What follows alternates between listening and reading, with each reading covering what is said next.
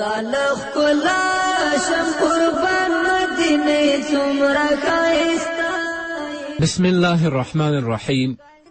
الحمد لله رب العالمين حمد الشاكرين، الصلاة والسلام على سيد الأنبياء والمرسلين سيدنا ونبينا وشفيعنا ومولانا محمد وعلى آله وأصحابه الطيبين الطاهرين.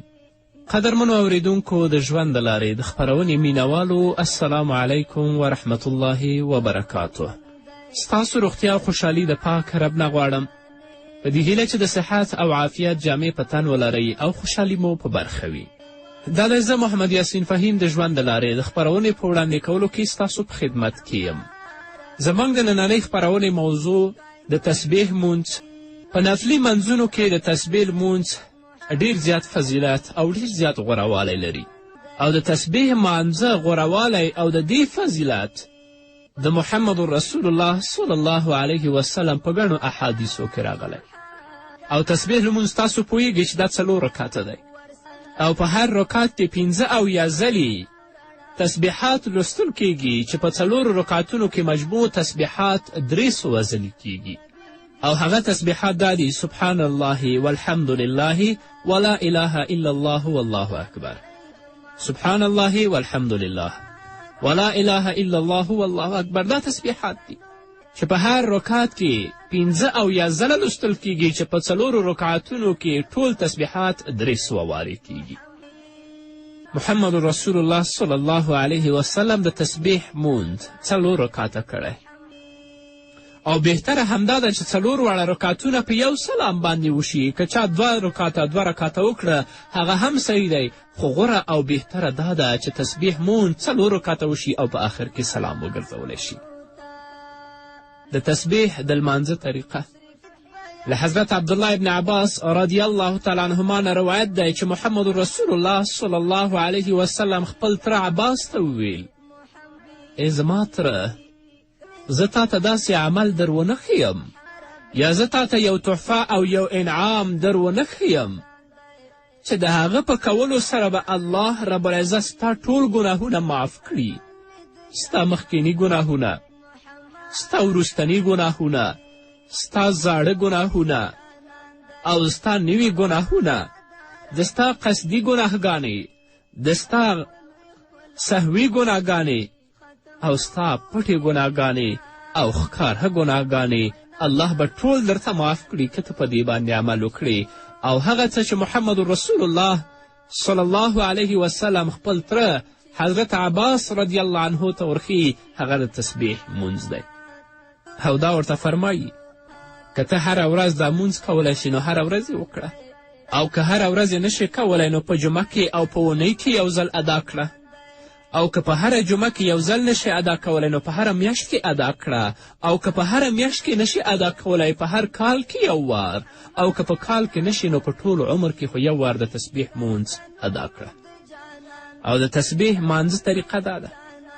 2 طریقې دي. ګوره قدرمنو اوریدونکو چې ډېر متوجه اوسئ چې کله تاسو د 4 رکعته نفلو مونځ نیت کوئ، له قرائت نه مخکې د قیام په حالت کې، یعنې د ولاړې په حالت کې 15 ځله تسبیحات باید ووایئ: سبحان الله والحمد لله ولا اله الا الله والله اکبر 15 ځلې د قرائت مخکې. او بیا چې کله تاسو قرائت ختموئ له رکوع نه مخکې 10 وارې دلته ووایئ. ګوره دا یوه طریقه ده چې شامل لیکلي. نو په دې صورت کې د 2 سجدو وروسته هلته بیا تسبیحات نه لوستل کیږي.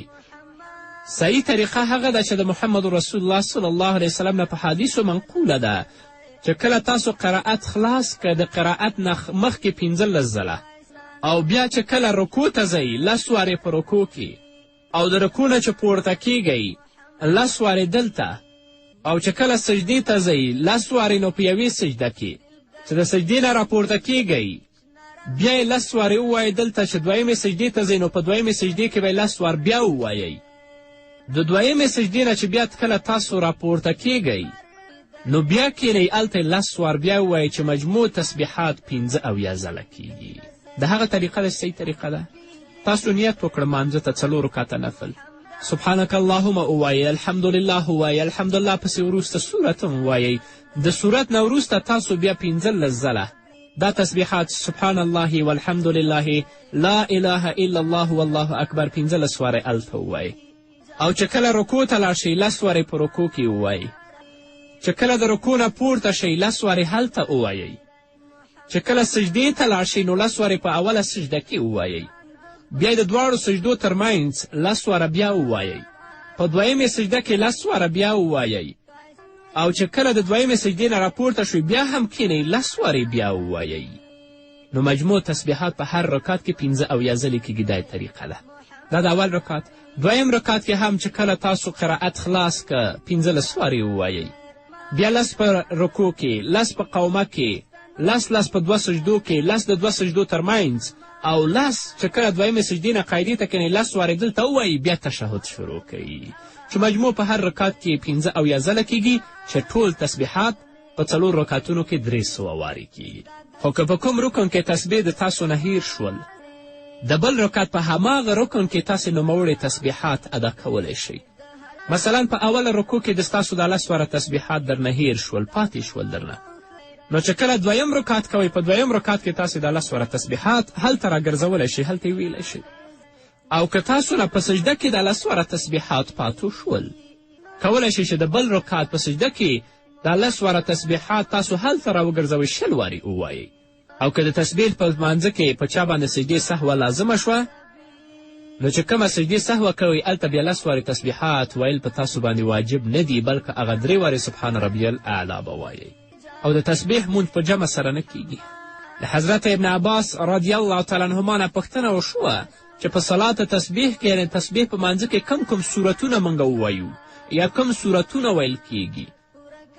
نو حضرت عبدالله ابن عباس رضی الله تعالی عنهما ویلي چې په اول رکعت کې الهاکم التکاثر حتی زرتم المقابر دا ولولئ. په دویم رکعت کې والعصر ان الانسان لفی خسر دا صورت ولولئ. په دریم رکعت کې قل یا ایها الکافرون لا اعبد ما تعبدون دا ولولئ. او په 4م رکعت کې تاسو قل هو الله احد الله الصمد دا صورت ولولئ. نو الله رب العزت دې موږ ته هم توفیق راکړي چې تسبیح مونځ خو په ورځ کې یو وار وکړو، که په ورځ کې نه شو په اونۍ کې یا په میاشت کې یا په کال کې باید چې د تسبیح مونځ هر مسلمان ادا کړي، ځکه دا داسې مونځ دی چې الله رب العزت د دې مانځه په واسطه باندې د انسان ګناهونه معاف کوي، انسان ته بښنه کوي. که صغیره ګناهونه وي، که کبیره ګناهونه وي، که پټ ګناهونه وي، که ښکاره ګناهونه وي، الله رب العزت هغه د تسبیح د لمانځه په واسطه باندې انسان ته معاف کوي. نو الله رب العزت نه ځان ته، تاسو ته، ټولو مسلمانانو ته د نیکو اعمالو توفیق غواړم. یوې بلې مسلې ته هم قدرمنو اورېدونکو باید موږ او تاسو متوجه اوسو چې ځینې وختونه دي چې هلته مونځ کول مکروه دي په هغه وخت کې چې په هغې کې فرض مونځ، نفل مونځ، هیڅ مونځ نه کیږي، چې هغه زموږ فقهاو 3 وخته بیان کړي. یو د لمر ختو وخت دی چې هغه د طلوع وخت دی. نو متصل په کوم وخت کې چې لمر راخیږي په دې وخت کې به تاسو هیڅ مونځ نه کوئ، نه به نفلي کوئ، نه به قضایي کوئ، نه به سنت کوئ، هیڅ مونځ به نه کوئ. تاسو به پرېږدئ چې د لمر ختو نه 15 دقیقې تېرې شي، د هغه وروسته خپل مونځ کولی شي.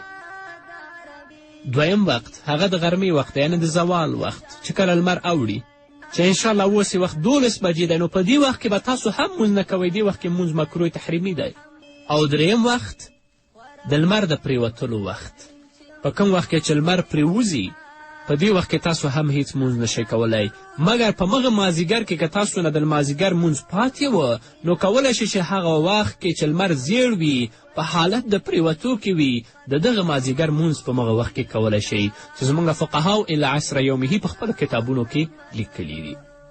او د دې وجه او لامل دا ده چې محمد رسول الله صلی الله علیه وسلم په خپل احادیثو کې بیان کړې ده چې کله لمر راخیږي نو شیطان ځان د لمر سره برابر کی، او چې کله زوال کیږي هم ځان لمر سره برابر کی، چې کله لمر پرېوځي نو شیطان هم ځان له لمر سره برابر کړي. نو که په دې وخت کې څوک په مانځه ودرېږي د دې عبادت مشابه کیږي، عبادت د شیطان سره ګویا شیطان ته عبادت کوي.